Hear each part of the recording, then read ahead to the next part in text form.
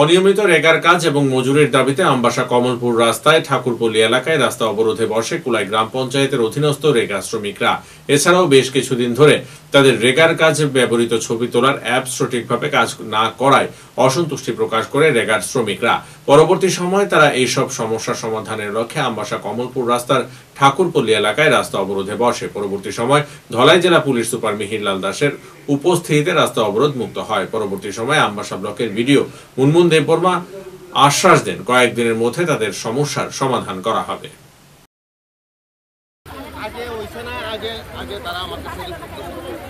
আচ্ছা শুনেন, এখন কি এখন কি আপনারা মনে করেন আমি যেই কথাটি কইছি এরপরে কি আপনারা সমাধান কিছু আনতেন পারবেননি? কইলে আমি কিছু পারতাম। আমার কাছে একটা সুযোগ দেন, শুধু আমি ভিডিওর লগে কথা কইয়া আজকের ভিতরে এটা সমাধান হইতো।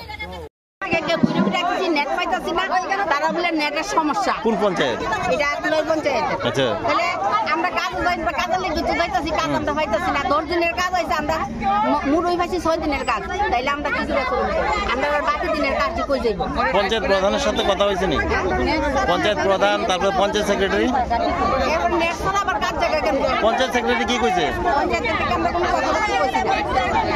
তাইলে রাস্তা অবরোধ করতে এক কথা আমরা বুঝি নাই। তা আমরা নেট লাগতো, আমরা এক কথা, এখন আমরা নেট লাগতো না।